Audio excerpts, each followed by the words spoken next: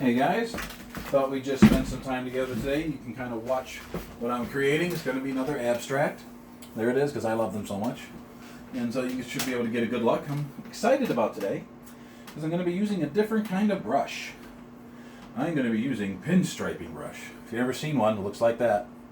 Let's see if there's a number on this. This happens to be a Custom Shop SW0. There it is. I just got them in the mail the other day there. Getting ready to work on this painting. And what you see up there right now is something I did with the airbrush just a few minutes ago. There we go. I actually was trying to film that part. You never guess what happened. While I was running my airbrush and my compressor and everything, I didn't notice that the camera had fallen down. So all you guys would have seen is the floor. I didn't think you'd think that's very exciting, so I got rid of that. Alright, we're going to take this brush. I'm going to come right up in here. And we're going to zip a line right across. I think I'll stop it right there. See that beautiful line you get with this? This is what I was looking forward to with this thing. With these brushes, you get a beautiful line. You can snap it off anytime you want, and it looks good.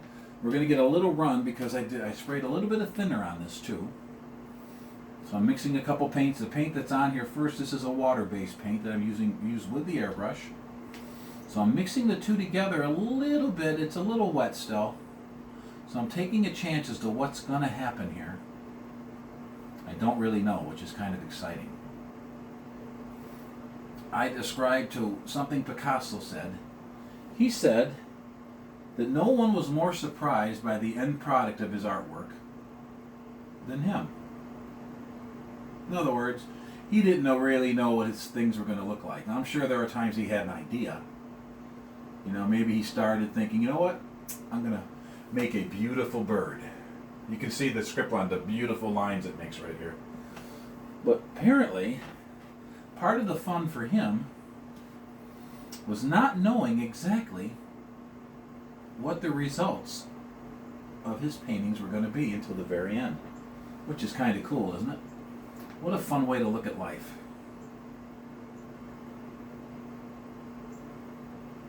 And that's pretty cool. Now there are painters who know exactly what their work's going to look like. There's nothing wrong with that. I admire them too. Nothing wrong with planning out your artwork. You see this drip that's happening right here? That's because with my airbrush I spray a small layer of thinner right there. Of thinner that is, of course, odorless. Otherwise, my wife would throw me out of here, stink up the joint. But it's an odorless paint thinner. And I'm going to work some of this line. I like the way this is looking. Got this kind of a spooky look to it, just right. This is October, so what better time to be a little spooky, I guess, huh? Let's go this way. I love the way these lines are coming out. I hope you can see that. Because I'm using this brush, the ends of them are beautiful, pointy. It's hard to do even with a detail brush, but this makes it look easy. And let's see. Got this circle working up in here. I really don't know what I'm going to do with it yet, but somehow, you know, when you're an artist, you get some ideas, and I just knew there had to be a circle involved in this one. So I'm going to go up here and accentuate it a little bit.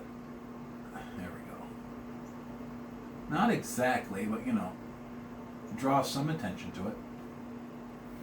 There we go. Let's stop there for a minute. Kind of like that.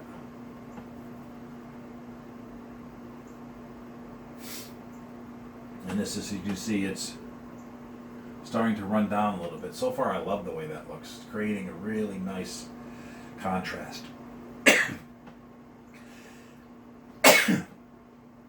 Excuse me, everyone. I have no idea exactly how long this painting will take. I may have it all done in this session. You know, sometimes you start an artwork, you don't know how long it's going to be. The last one took me a week, which can be a long time for an abstract work. Some abstract works are known, a lot of them, for being pretty quick. I just loaded my brush with a lot of white. And I'm going to come up in here.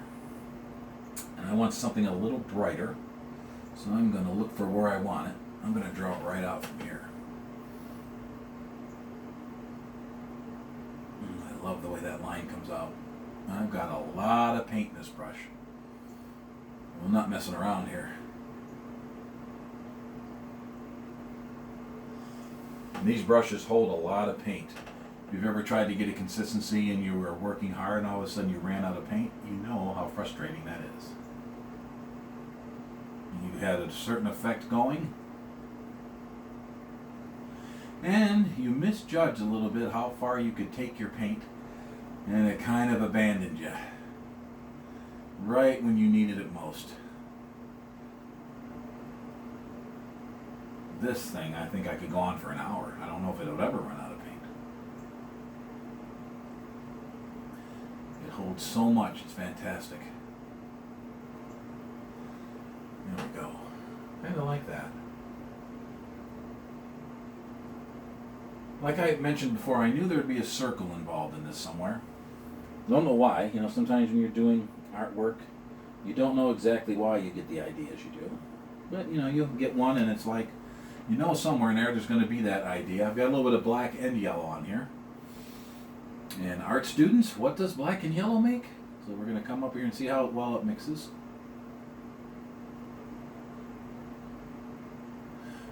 It's hard for you to see, but there's a little hint of green in there, which looks really cool. It's very subtle.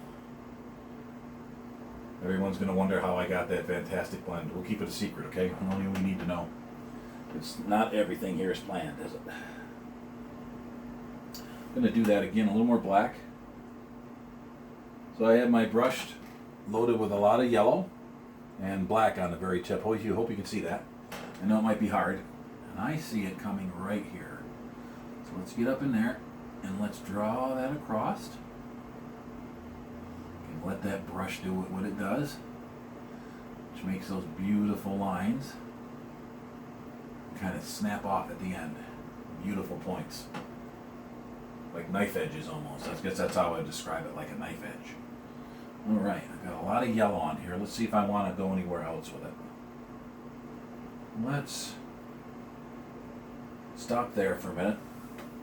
I am going to get the paint off this brush just to make sure it stays clean and everything, and make sure that it stays in good shape. There we go.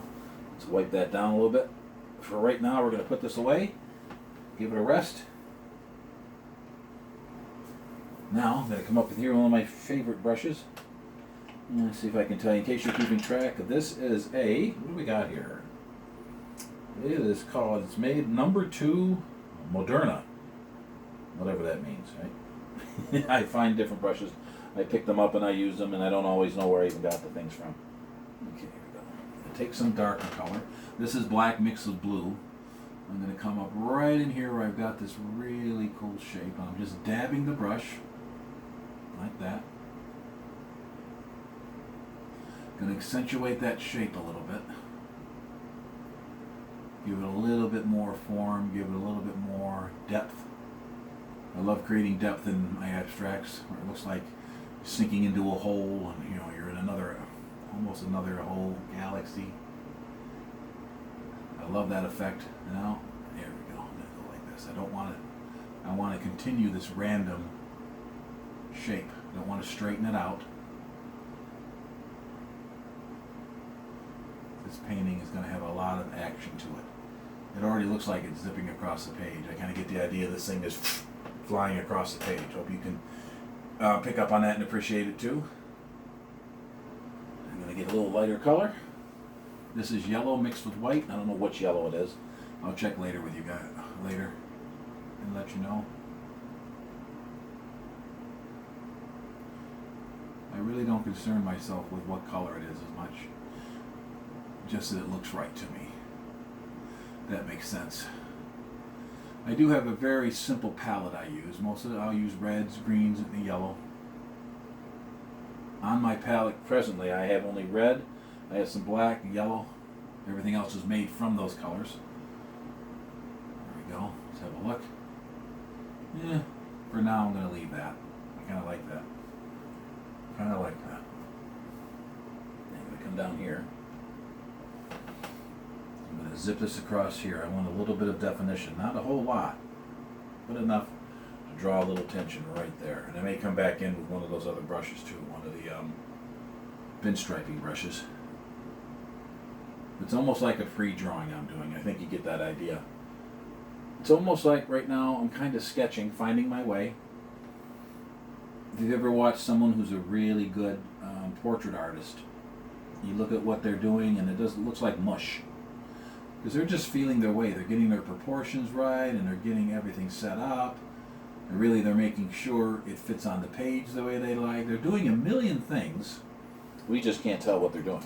Because they're doing it all inside their head. Unless they explain it to us. And I'm painting here and I'm also doing many things inside my head. I'm figuring out, I'm seeing the painting as it's being created. Doing a little bit of composing where I want some light areas to be, where I want dark and contrasting areas to be. So all that's becoming a part of it.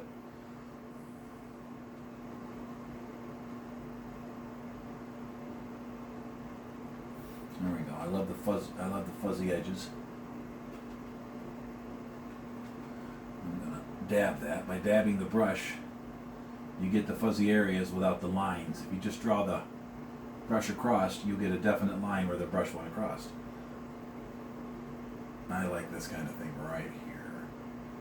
I love to create these kind of, I'll call them fuzzy areas. To me, I think of it as light shining on it. Maybe it's catching a little reflection from somewhere. I also like to do a lot of landscape, and you'll see a lot of landscape. I don't know what I want to call it. Not composing, but some of the techniques you'll notice me using in here. I transferred it over to my abstract painting. The way light bounces off certain things. You know, the way it looks just before it gets dark at night. I love that twilight kind of thing. I love the early mornings. And I like to create that light effect. I'm going to go right up in here. I'm going to do a little bit of dividing here. Right in here, I'm going to put a little darker color. So show there's a separation there. Sink the eye into the painting a little bit. Gotta make sure you do that. You don't wind up with just one big tonality that's all the same. Even though people might not know what's wrong with it, they'll know something's wrong with it. It'll bother them. If you ever watch someone look at a painting and they kind of go, they may be seeing, things like that, little mistakes that they don't know quite what's wrong, but they know for some reason that their eye doesn't particularly care for it. And sometimes it's because everything's one tonality, or the colors don't mix properly. You put too many stark colors together, it's hard to look at. I've seen a whole lot of artworks that, although they're dynamic, tough to look at for very long because the color is so vibrating that you just can't look at it. And I hate that because I want to enjoy it. But of course, if that was the artist's intent, then I guess they're successful, right? There we go. We'll sink that in with a little bit of darker color. Let's have a look. Okay. I'm going to go back to my script liner. Not script liner, my, what do I want to call it? Yes, pinstriping, thank you. This one's a little different, looks like this. Not as bushy as the last one. In case you're keeping track, this is a Custom Shop SS number 2. That's the company I bought it from. And that's their designation for that brush. I'll try to remember to tell you what kind, if you want to get into this. I've got, let's see, 6 brushes. I got them for $40. And since I didn't have a lot of experience using this brush, I thought $40 was a safe bet. Okay, here we go. Across here. Look at that beautiful line it makes. And then you can snap it off like that. And you get that beautiful sharp edge. I just love that sharp edge. It's not always necessary, but I like it. Okay, I got some definiteness here. And I'm going to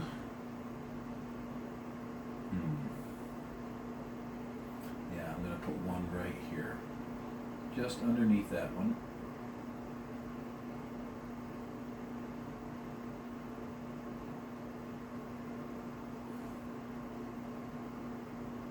Let it snap off there a little bit. Just following these shapes. A lot of my abstracts aren't, I don't even know if they're called abstract. I might just want to call it not abstract, yeah. Call it modern painting. Because I don't really follow all the rules of abstraction. I'm going to try something different. This is really not what this is made for, but I'm going to squiggle this and then draw this into there. Not bad. There we go. For now, we'll let that stand. Yeah. Or not. And I say that, then I see something I want to change. That's okay.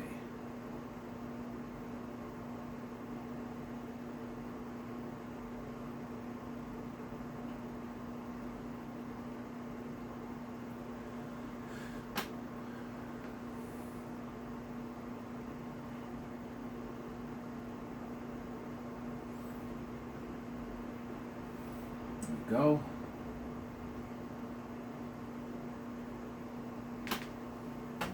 Leave that there for now. I kind of like that. We'll leave some of this edge over here obscured by now. That was done by the airbrush. I'm not going to cover all that up right now. Come up in here. I think I'm going to draw this down like this. I'm going to take it right from outside the painting. Like that.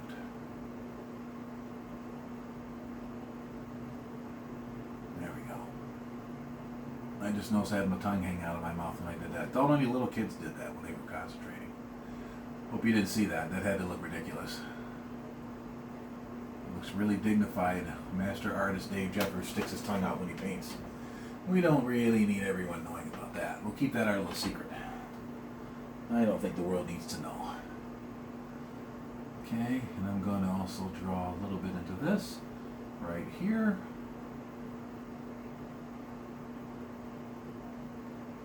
There we go.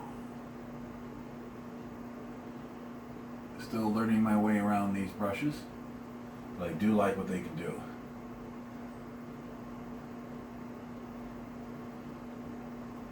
Let's stop there for now.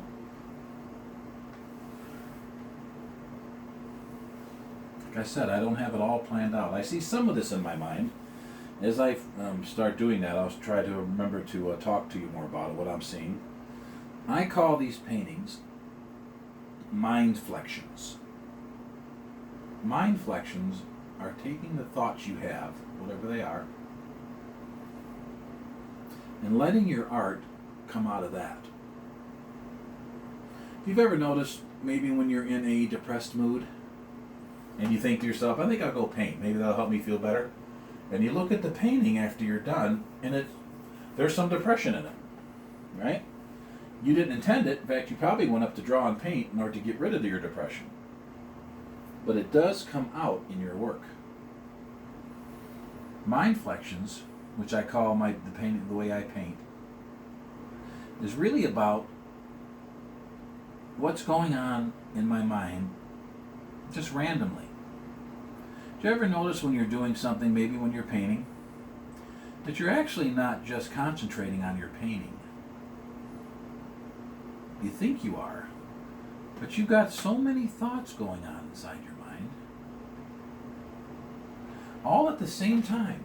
You may be thinking about something that happened 50 years ago, if you're that old. You may be thinking about something that happened last week. Who knows, right? And you don't pay any conscious attention to them. You think you're just painting.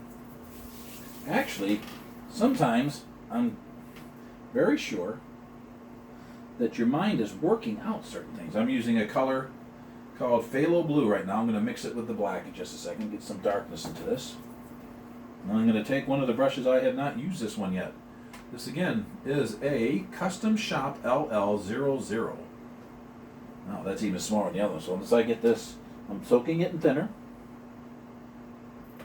getting some of it off, coming over to that dark color I just made by mixing midnight black and phthalo blue. And there's what it looks like when you're done, from that bushy brush to that nice sharp edge. And as I looked at this, I saw a couple places that need a little work here. Right here, I'm going to try to go right across. There we go. And we're going to come right through here, and we're going to get some dimensionality to this painting. There we go. Like that, and it's mixing with the yellow, of course. I'm going to come right up through here so that it looks like that one is in front of the others. So we get some perspective, and we give some depth, and we have things kind of overlapping, and create some interest in your painting. I do not like paintings that are just perfectly flat. For me, it just doesn't do anything for me. I like a little bit of interest, so I'm going to try to add some of that right there. There we go. We'll let that dry a little bit. We'll have to come back to that because it's a little bit wet yet. And I also saw up in here, remember we were up in here a minute ago, that needed a little work. So I'm going to come through here like this. Now I'm not going to touch the yellow, but I'm just going to echo it like that. Echo the shape and bring it up, snap it off. Like that. Get that nice sharp line. There we go. So I've echoed some of the shape without mixing the two together. There they go. Let that. Kind of looks like a tree branch. You'll see a lot of things like that in my painting. All the paintings I've done in the past when I used to do a lot of landscapes. There's always tree branches and things, and I love the shape of a tree branch, especially the crooked ones. They're so interesting, and they just make paintings come to life. Whenever I do a landscape, I'll have to show you some of those later. You'll see me painting some very beautiful vegetation, lush, you know, lots of greens, lots of yellows, and beautiful highlights, and all the stuff that you guys do if you do landscape. But then right in front of it, I'll put what looks like a dead tree. I love the contrast of the living with the not living, but kind of hanging on, you know what I'm saying? Trees that are still around, but just barely. And they're kind of living despite how they look. I'm going to bring this right through here. I think I'd like a little bit of darkness right there. There we go. I'm going to take that right off the canvas. Take that down into here. Ooh, I love this brush. Creates some beautiful things. All because of the shape of it. It's part of the fun of being a painter, isn't it? Or a drawer, I mean, whatever you do, you discover your tools can do amazing things at times. And I'm going to mix some yellow with some black and some blue. And we're going to probably wind up with a little bit of a green cast here in a second. We'll see what winds up coming out of this. I want to come over here where it's really dark, and I want to lighten this up a little bit. So I'm going to go into here. Yeah, I don't know if you can see it, but there is a little bit of a green cast.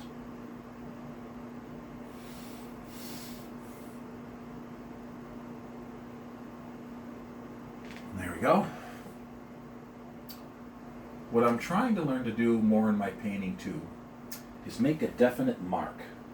In other words, when I hit my brush to the canvas, instead of picking around a lot, I'm trying to learn how to make myself make a definite mark like this. Let's make a definite mark. No going back over it. I find myself piddling around a lot, which isn't bad. You can do it. And I probably will wind up doing it because that is a big part of the technique I really use and enjoy doing. But every now and then, you just got to make a mark.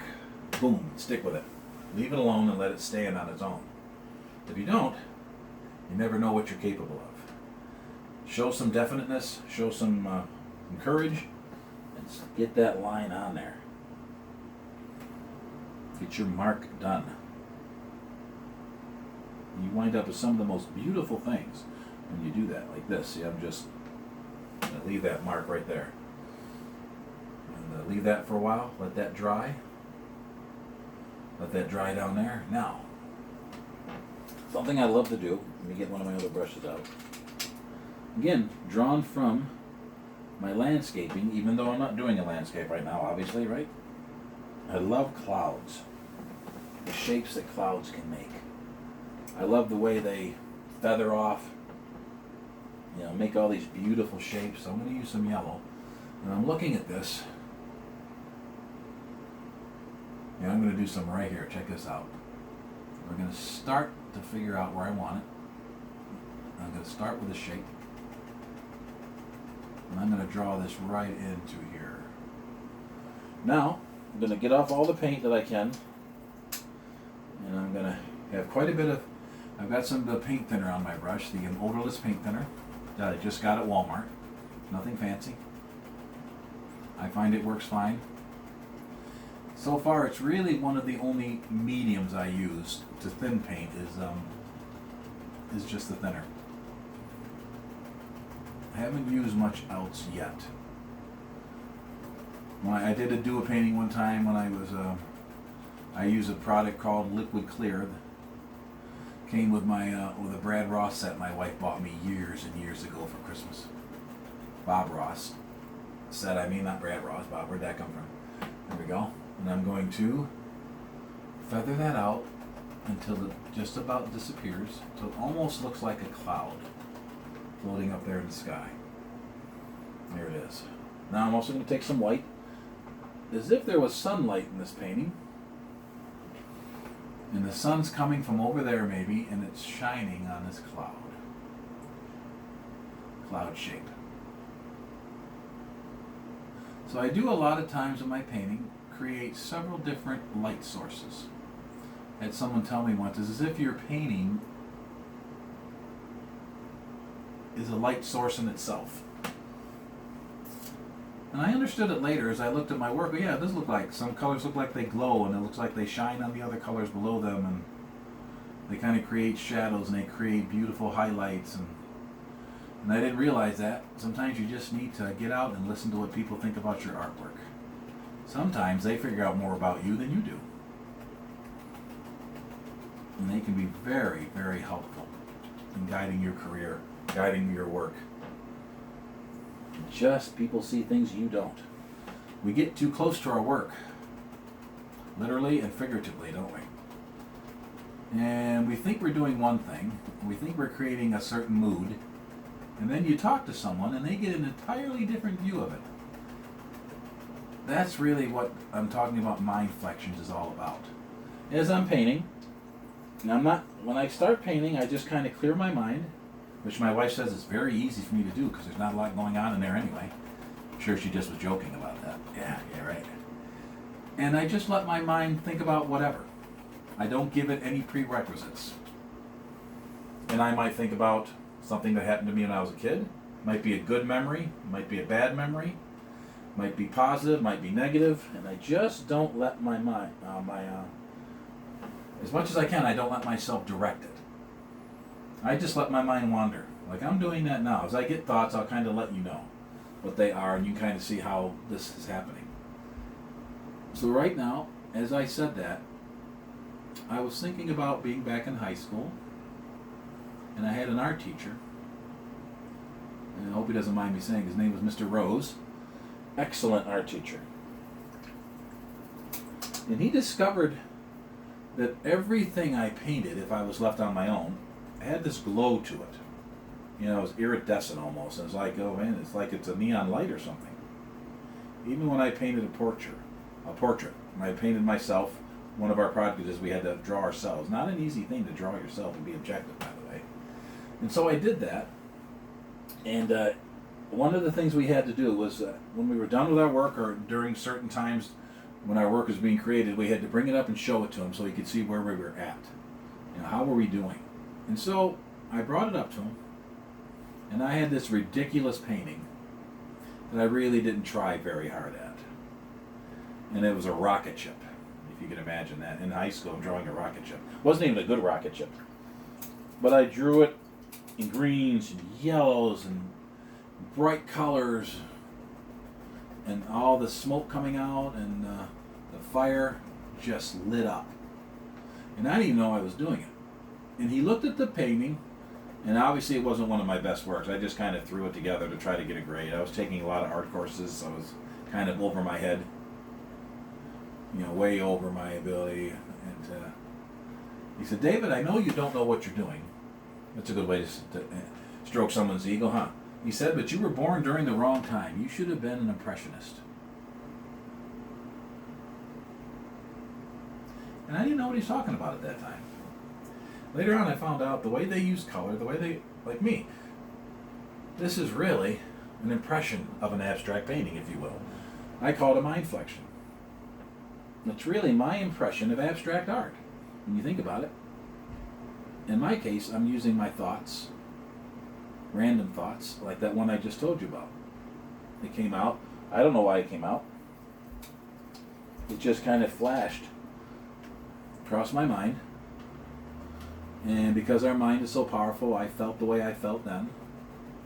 I felt good about what he said, even though I really didn't know what the heck he was talking about. I wasn't a big student of, what the different periods were in art. I just was drawing. I really wasn't a one to get into the history.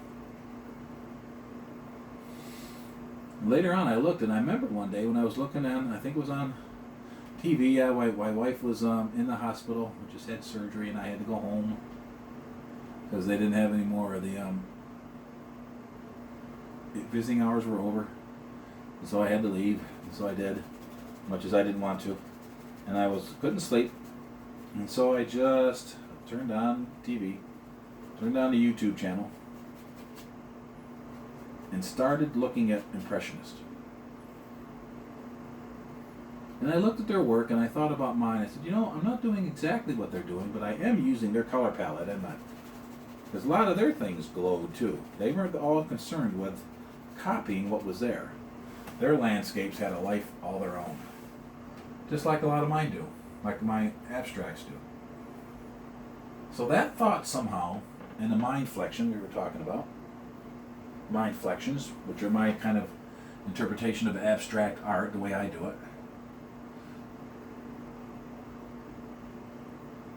it's affecting the way I paint. Because I noticed, depending on what the memory is, it affects what kind of marks I make on my painting, it affects the way I blend, it affects a lot of what I do. The colors that I pick, I noticed that. It affects much. And I didn't notice it before. And then all of a sudden that came back to me, and I'm like, you know what? I think I understand a little more what he's talking about now. Yes, I didn't know what I was doing. I didn't know I was following in the footsteps of some artists that really started something special. And I hadn't seen a lot of Impressionist work, so I wasn't copying what they were doing. It was naturally the way I interpreted everything.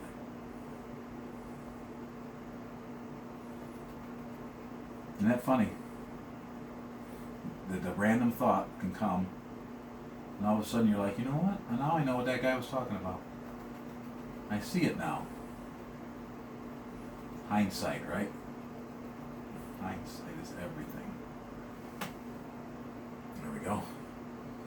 And so, random thoughts. Now, some of the thoughts are just goofy. I might remember something as a child